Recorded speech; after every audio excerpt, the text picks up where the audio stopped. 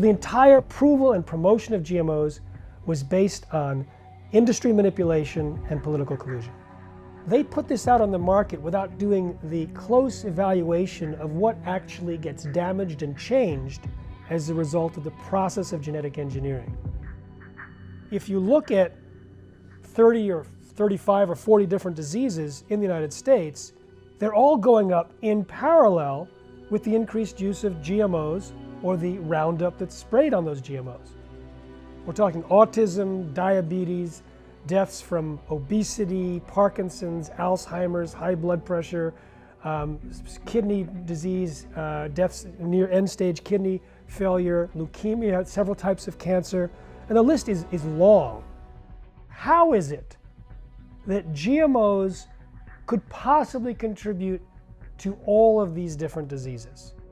So we look at three categories. The first category is the genetic engineering process itself. It could increase allergens, toxins, create nutritional problems, even lead to new diseases. The second category is from the corn that produces its own toxic insecticide called Bt toxin. It's bacteria, soil bacteria. And it produces a natural toxin that pokes holes in the guts of insects, certain insects, and kills them. But the biotechnologists decided to put the gene from the bacterium into the corn plant. And it's in every single cell of the corn. And it produces the Bt toxin thousands of times greater concentration than is used in the spray. So we're eating a corn that can possibly poke holes in the walls of our intestines. Now the intestines walls are only one cell thick. If you can poke a hole in that, that's leaky gut, permeable gut.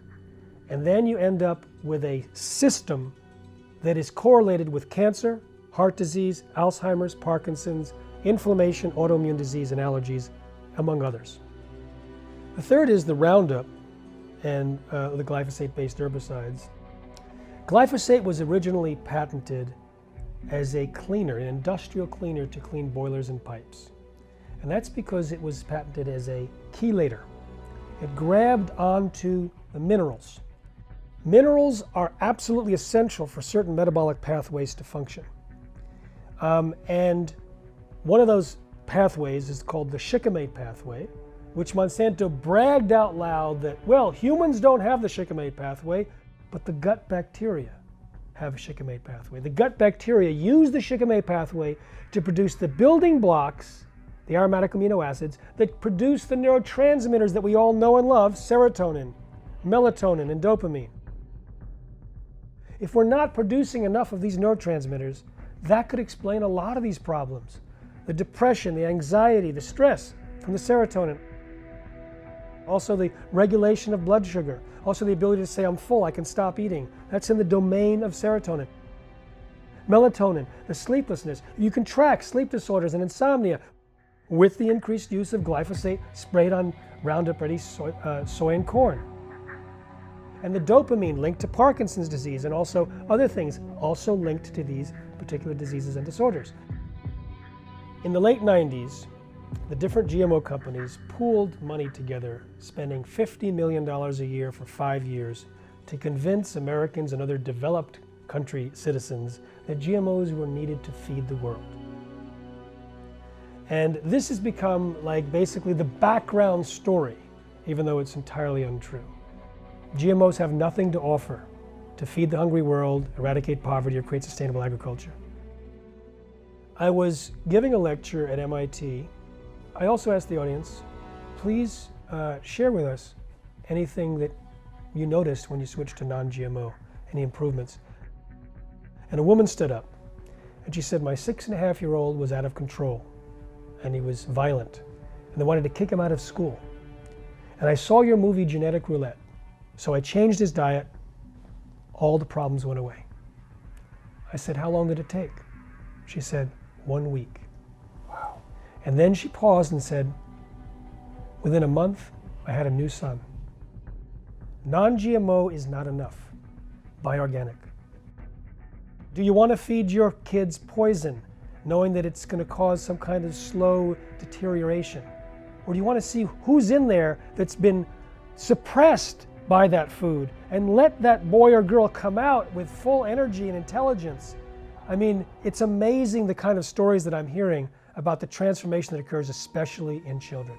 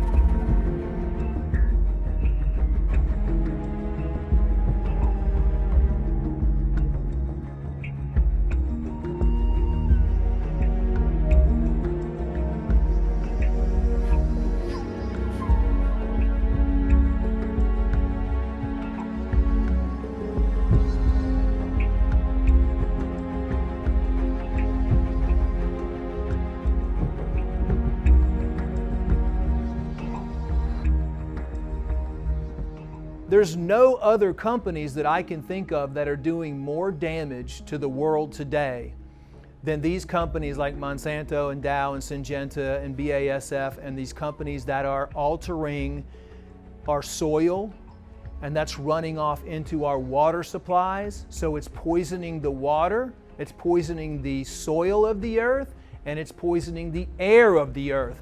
What do we need to survive? We need clean water, we need clean food, and we need clean air. And these companies are contaminating all three of those processes.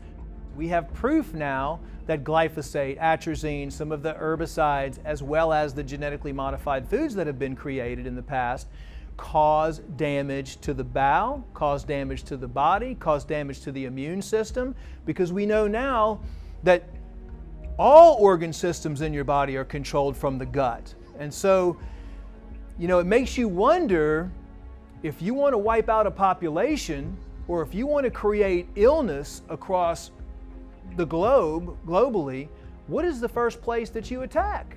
You attack the gut of every single individual. Was there some planning behind this? Because they know, or do they know, that if they disrupt and damage the gut, that they're ultimately going to create massive amounts of disease and sickness in the population all over the world. The main cause, if you want to look at the root cause of disease, and you want to take it even a step farther from people eating and being exposed to all these chemicals, then you start looking at who is producing these chemicals, right, who is approving these chemicals. You have massive allergies that are happening right now with children because of the genetically modified foods. The Columbia University Medical Center just came out with a study on this CRISPR technology, this gene editing technology, and they found hundreds of mutations that can happen using this technology. So we have a serious problem on our hands right now, especially in the United States and around the world, because this is the direction these companies are going. If you eat a genetically engineered produce, you could be potentially changing your genes, changing your DNA, and you could become a hybrid. I always say it's we the people that are the ones that create the fastest change. Change your lifestyle, switching over to organic, clean, healthy food, and healing the gut first. Disease starts in the gut, but health also starts in the gut at the same time. The biggest, deepest, darkest secret the medical profession hopes you never find out is how you can heal yourself without them involved.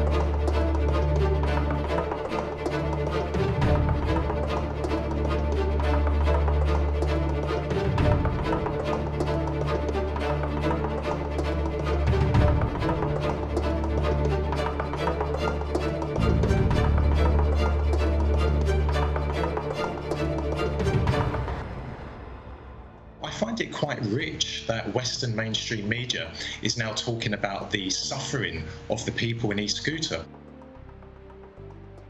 Well, where was Western mainstream media in the last 6 years when the inhabitants of that region have been suffering so terribly at the hands of terrorists who are being backed by the Americans and the British?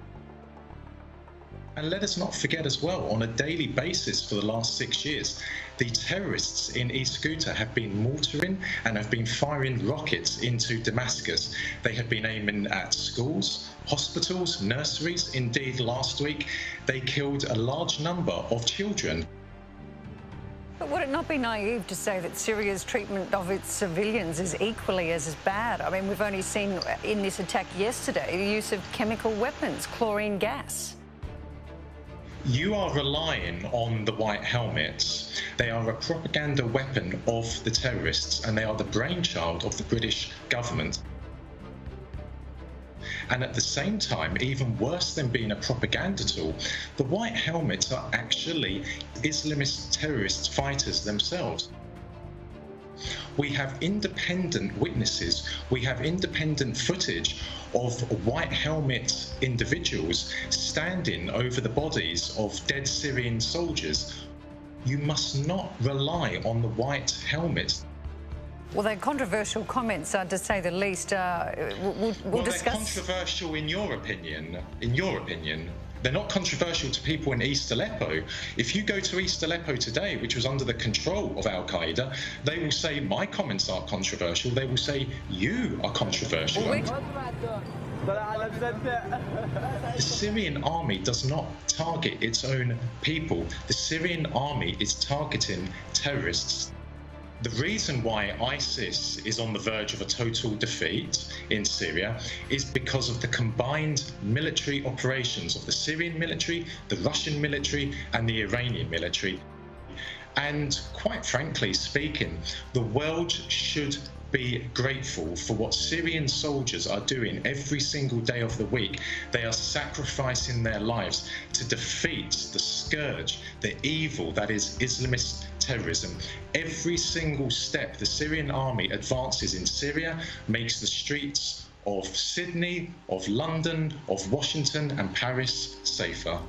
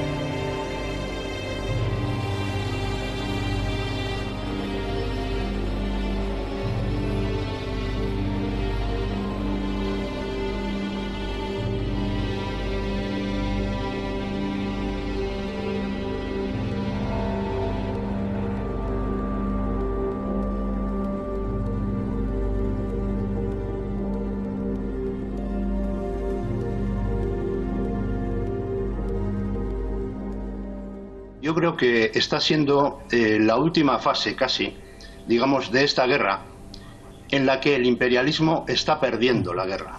Los que han creado esta guerra, es decir, Estados Unidos y sus aliados, Israel, Gran Bretaña, Francia, Arabia Saudita, Turquía, etcétera, etcétera, han perdido prácticamente todo Siria. Entonces es uno de los últimos reductos que les queda y entonces están desesperados y como sea quieren parar la guerra y quieren preservar de alguna manera los terroristas a los que protegen en la Gúta. Entonces es por eso por lo que están sacando tanto ruido, porque son los últimos bastiones, los últimos cartuchos que les quedan. Están queriendo repetir el guión que pasó en Alepo. En Alepo, como era una zona importantísima, geoestratégica, fundamental en el proceso de la guerra, inventaron a través de la prensa millones de rollos como que asesinatos, bombardeos de hospitales, bombardeos de escuelas, matanzas de civiles, para tratar de que la ONU condenara y poder provocar una intervención militar. Bien. Aquí está pasando lo mismo. Están recurriendo a una mentira brutal de que hay un masacreo de la gente y tal, cuando en realidad casi todos los muertos que ha habido en la Gúta mismo han sido obra de los terroristas. Son los que tienen raptados y utilizando como escudos humanos a la población civil. La ONU, hay que ser conscientes que siempre está apoyando al imperialismo, que siempre hace lo que dicen los Estados Unidos y sus aliados. Y ahora el recurso a la ONU ha sido para paralizar un poco la guerra, no tanto por el tema humanitario, que eso les importa un bledo a los americanos y compañía, sino para reorganizar seguramente sus fuerzas que están muy debilitadas y para poder aprovisionarles de más armamentos. La guerra de Siria ha sido una guerra que ya hay muchos testimonios que indican que estaba programada con mucha antelación, mucho antes que 2011, que estaba programada por el imperialismo por toda una serie de razones, por su situación geoestratégica, su postura antisionista. Había un montón de razones que motivaron al imperialismo a crear una guerra desde fuera contra Siria. Yo creo que Rusia no está en ningún caso por partir Siria. Ha defendido siempre la integridad de Siria en todo momento y seguirá con ello.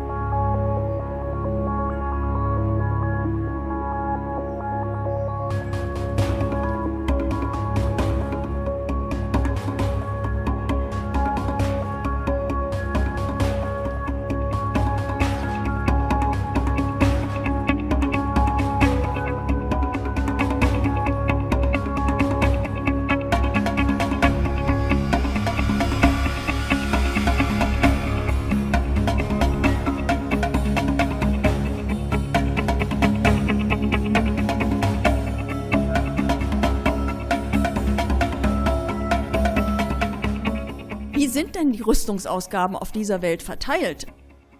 Also so wie das öffentlich debattiert wird, hat man ja das Gefühl, Russland hat einen riesigen Rüstungshaushalt. Und die arme NATO ist so weit im Hintertreffen, dass sie jetzt endlich ein bisschen mehr aufrüsten muss, um da aufzuschließen. Wenn man sich die realen Zahlen anguckt, ist es völlig anders. Alleine die USA geben im Jahr 600 Milliarden Dollar für Rüstung aus. Und da sind die Zusatzausgaben, die der Trump jetzt plant, noch gar nicht drin. 600 Milliarden. Die europäischen NATO-Staaten geben 300 Milliarden Dollar pro Jahr für Rüstung aus. Macht zusammen einen riesigen Berg von 900 Milliarden Dollar, die für Panzer, für Raketen, für sogenannte Raketenabwehr und für Militär rausgeschleudert und verschleudert werden. 900 Milliarden. Und wenn ich dann angucke, was gibt Russland dafür aus, das sind 60 Milliarden. Ich finde auch 60 Milliarden noch zu viel. Aber den Leuten zu erzählen, dass wir nach 900 Milliarden Dollar Rüstungsausgaben aufrüsten müssen, um gewappnet zu sein gegenüber einem Land, das 60 Milliarden im Jahr für Rüstung ausgibt, das ist doch wohl einigermaßen absurd. Und wer sowas erzählt, versucht die Leute für dumm zu verkaufen.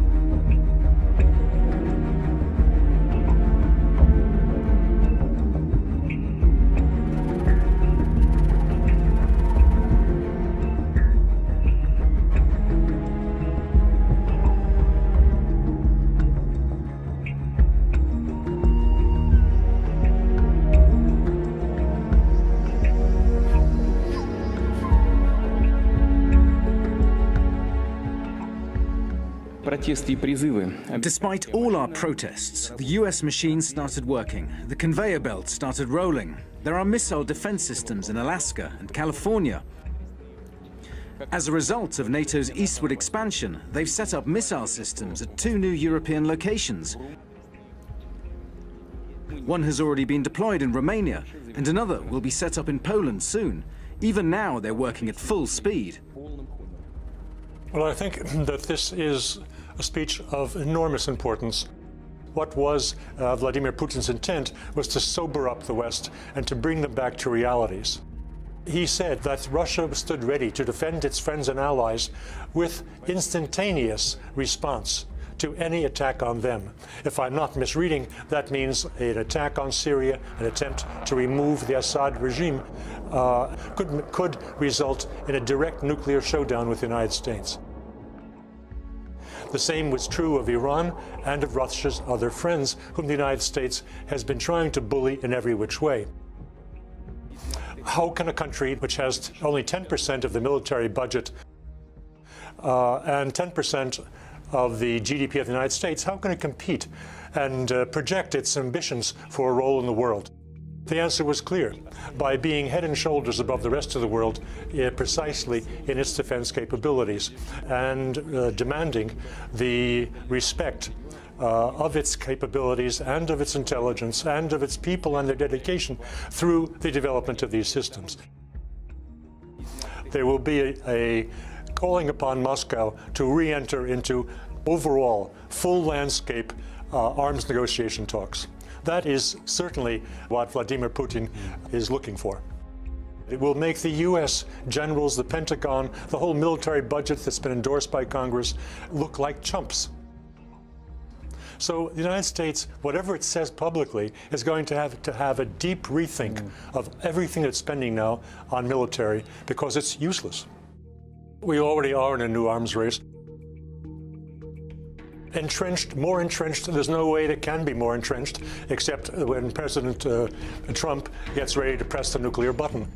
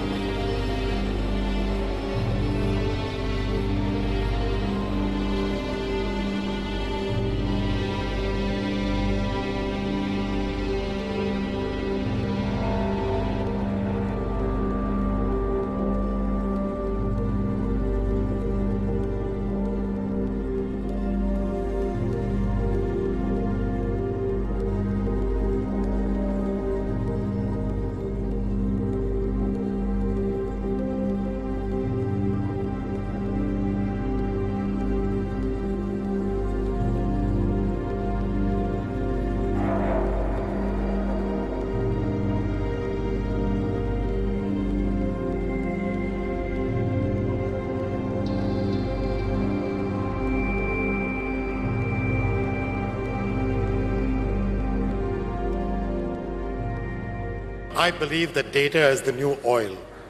And I'm saying it in this country because I believe that the prosperity that oil brought in the last 50 years, data will bring in the next 50, 100 years if we use it the right way.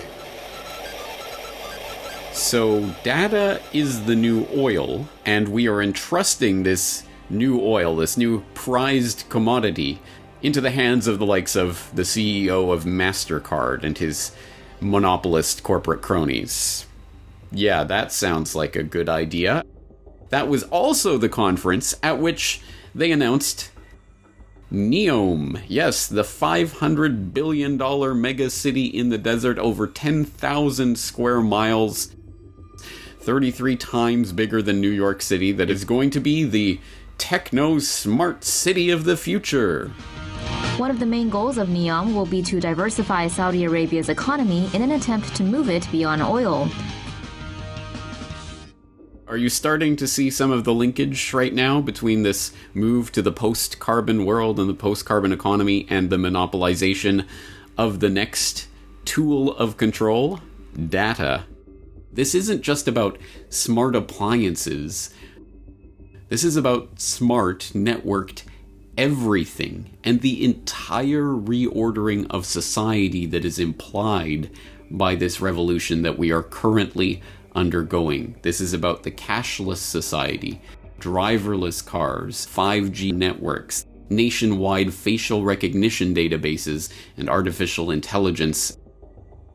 But it is important to understand that all of these technologies are resting on an infrastructure that is being put into place right now, and that infrastructure is the smart grid that is being slotted in right now. Look at the history of it just a little bit. The smart grid movement was snuck in 2009 by Barack Obama.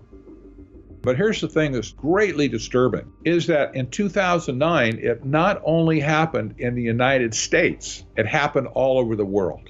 It happened in European countries, in Great Britain, in China, in India, Japan. At the same time in 2009, all these countries decided to throw stimulus money at creating a smart grid in all these various countries. And furthermore, there was a parallel movement to create a global smart grid where all of the individual smart grids within countries would be rolled up into one giant smart grid. Some people call it the energy web, to control all of the energy produced and consumed in the world from a single control point. I saw that there was a masterminding going on a global basis, because that can't happen spontaneously everywhere in the world at the same time. Somebody's pulling the string to make it happen. If the smart grid could be effectively scuttled, it would set their plans back 100 years. This is a coordinated global campaign that is ongoing right now to sell the public on this great new thing that's going to transform our world and is going to be the thing that our society depends on. In the 20th century, it was oil. In the 21st century, it's data. And more specifically, the things that can be done with oil, the things that can be done with data. And those are going to be the products that they sell to us as we happily buy our way into our own enslavement. The oligarchs of old are the datagarchs of our current age, and they are going to try to rule you, your family, and everyone around you. This is the technocratic nightmare that we are being steered into, and we have to steer ourselves away from that with all our might. There is just too much at stake here.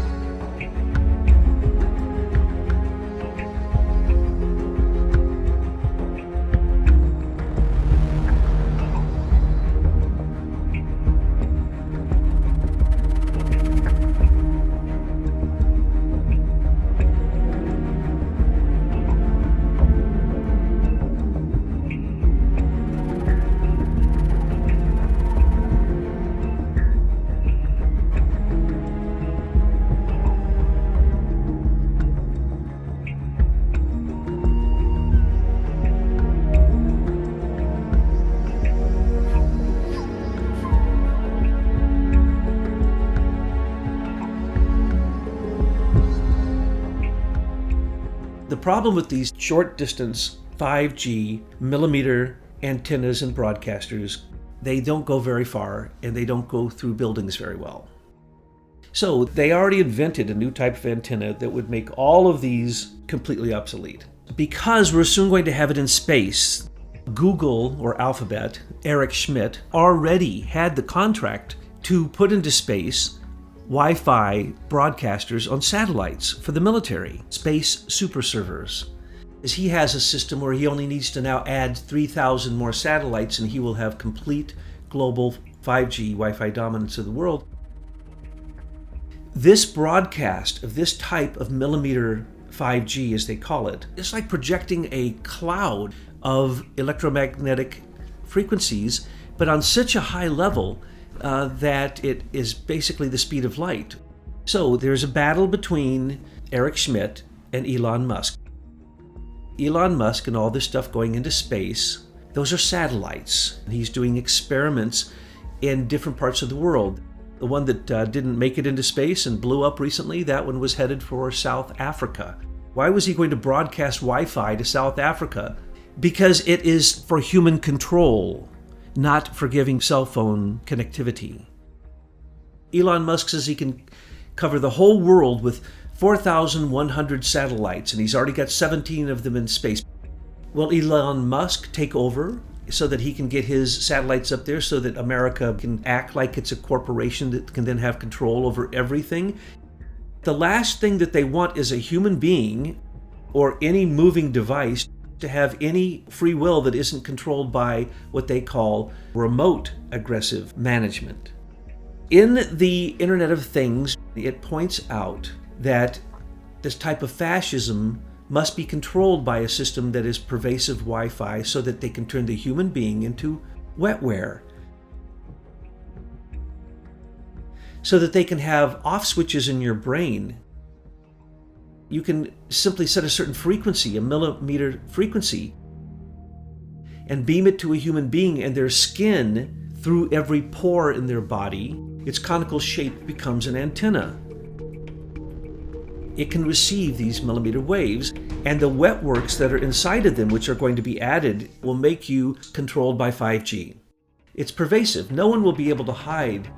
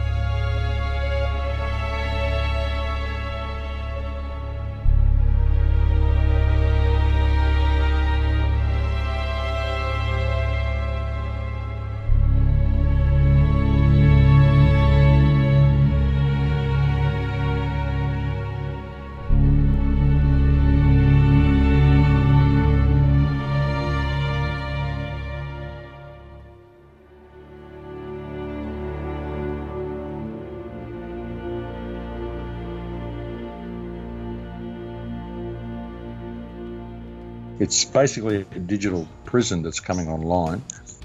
It's a prison whereby everything will become digital, like all transactions will become digital. And if you think outside the box, they'll introduce some sort of a social credit system the way they've done in China recently. They basically just deny you from certain services.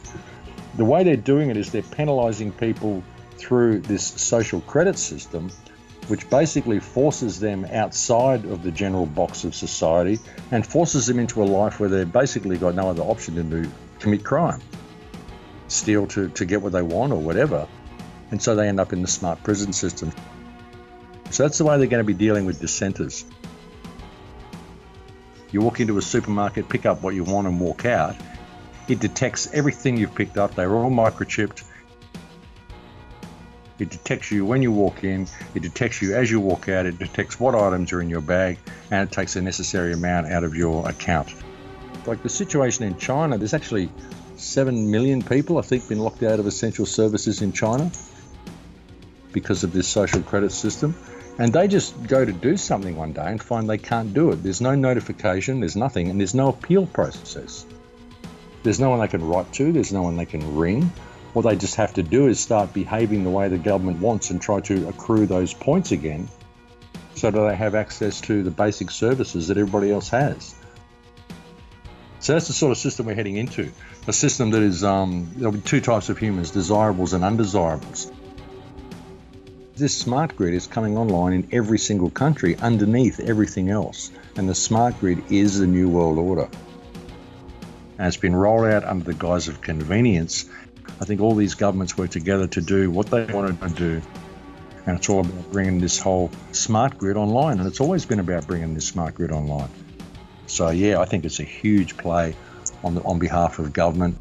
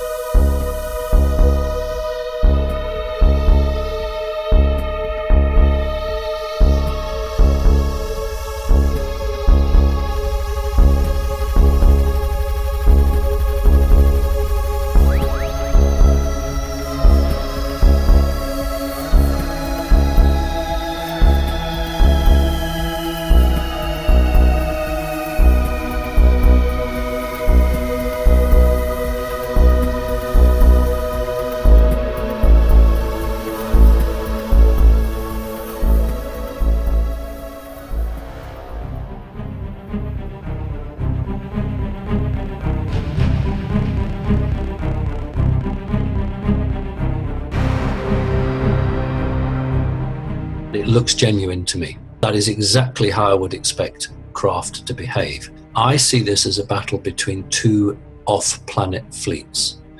One certainly belonging to the secret government, but largely piloted by non-humans. The technology of off-planet aliens is still superior to that of the secret space program. The flashes that you saw were not just weapons being fired, they were when you put the craft into super charge. It allows you to strengthen the force field, for want of a better word, or jump through space and time. So what I believe we're watching there is a battle for the Earth between beneficial off-planet entities, and I suppose we'd call them cabal entities, trying to fight for the status quo.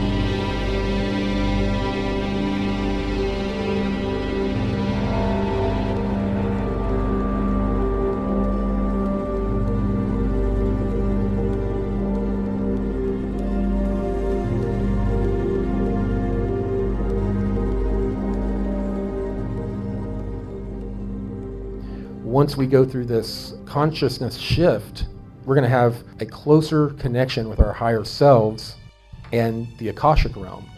No one will be able to deceive you. No one will be able to sit there and lie to you. No one will be able to hide anything. It'll all be accessible. And the longer we spend in this new consciousness vibration, and the more we learn how to use it, the more and more impossible it becomes to hide anything from us. That is the reason why these different Rothschild and Rockefeller groups recently tried to cause a civil war within UFO communities. We're coming together too much for their taste. They cannot allow us to come together and begin to focus and co-create. They're going to do everything in their power to prevent that. But until we begin to stand up and use our own power, then we're always going to be slaves. And as soon as we realize that, we're creating a new reality. So I'm asked, what's going to happen first? Are we going to get disclosure, and then there'll be an ascension, and then our consciousness expands? My answer is, I don't know.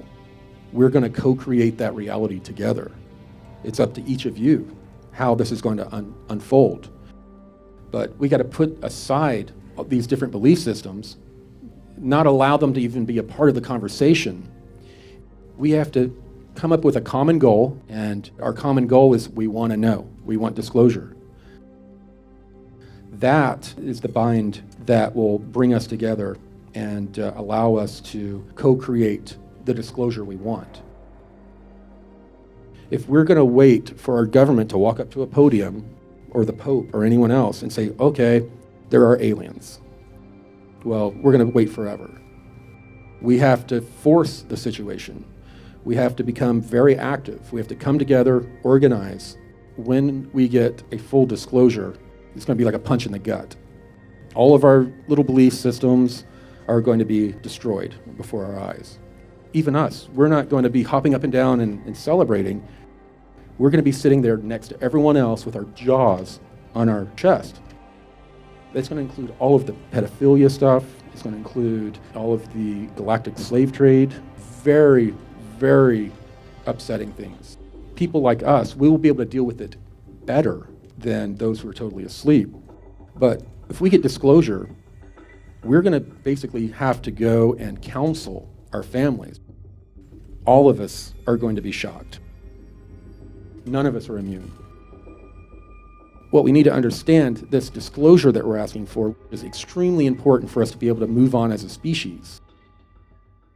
They're going to be this Nordic group and a couple other very human-looking groups are going to be working with us to reduce the shock on our civilization. We're going to have a very visceral reaction to beings that don't look like us. So for our own comfort level, the beings that are more genetically compatible with us are going to begin to interact with us and help us not only adjust to the energies, but to understand the consciousness aspect. And they're going to come in and say, okay, there's been a change. You see things differently, you think differently, you know each other's thoughts. There are no lies that can be had between you. And they're going to take us by the hand as a loving cosmic family member, and they're going to assist us. They're not going to do the work for us. We've got to come together, organize, and begin to demand disclosure. And the best way to do that is not to go out and talk about little green men. The best way to get this out is to talk about the technologies, the suppressed technologies. There's been cures for cancer for 70 years. Every living thing has a bioneural frequency, and they can nullify that frequency. They can go in and detect, okay, here's the frequency of this cancer. And then they apply a field to it that just turns it off. It's that easy. We have a part to play. We can't sit back and wait for an announcement. We can't sit back and wait for a positive ET group to come in. They're sitting back waiting for us, to be honest. They're waiting for us to activate. We have to be a part of a solution. What they want us to know is you don't need religions, you don't need saviors. You are the one that you've been waiting for.